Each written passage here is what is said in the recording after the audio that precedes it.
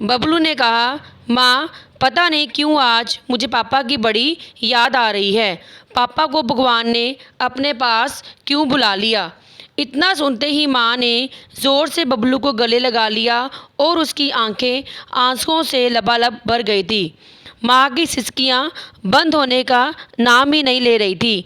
यह देखकर बबलू का उदास मन कुछ और उदास हो गया। उसे लगा जैसे इसी क्षण वह बहुत बड़ा हो गया। क्षण का मतलब है पल, कि वो इसी पल बहुत बड़ा हो गया और माँ का उत्तरदायित्व उसी के कंधे पर आ गया है। उत्तरदायित्व, जिम्मेदारी।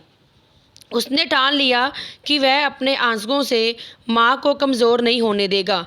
कितनी मेहनती है माँ, घर का बाहर का सारा काम करके वह उसे हमेशा खुश रखने की कोशिश करती है, इसलिए वह अब कभी नहीं रोएगा।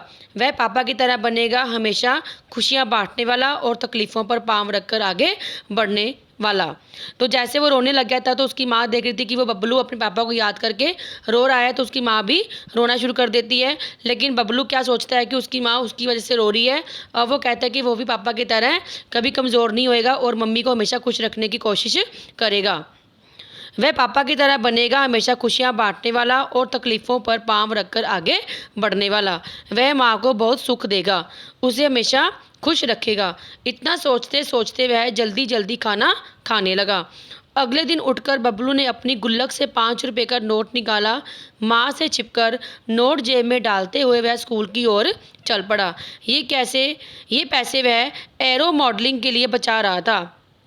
उसे नए नए छोटे छोटे लड़ाकू विमान बनाने का बहुत शौक था। ये एरो मॉडलिंग का मतलब क्या होता है बच्चे, कि जो हम जहाज़ बनाते हैं लड़ाकू विमान, उसकी मॉडलिंग करना, अलग अलग तरह के उसके मॉडल बनाना। पर आज यह पैसे किसी और मकसद के लिए थे। मकसद यानी उद्देश्य, लक्ष्य के लिए थे। स्कूल से आकर वह माँ से बोला, माँ देखो तो मैं तुम्हारे लिए क्या लाया हूँ। ये रही तुम्हारी फ्रूट एंड नट आइसक्रीम और मेरी चॉकलेट आइसक्रीम। लिफाफा आगे बढ़ाया तो देखा दोनों आइसक्रीम घुलकर एक हो गई थी। माँ ने कहा, तुम भी बस क्या इतनी गर्मी में। और बबलू ने वाक्य पूरा करते हुए कहा, आइसक्रीम यूं ही जमी रहेगी। और दोनों ज़ोर ज़ोर से खिलखिलाकर हंस दिए। तो बेटा इस पाठ में हमें ये बताया गया है कि माता पिता दोनों ही बहुत जुड़ी हैं, उन दोनों का प्यार हमारे लिए बहुत महत्व रखता है। और परिवार के हर सदस्य का अपना अपना एक महत्व है और हमें प्यार से रहना चाहिए। तो बच्चे आपने ये पाठ अच्छी तरह से रीड करना है। ओके बेटा, thanks and have a nice day.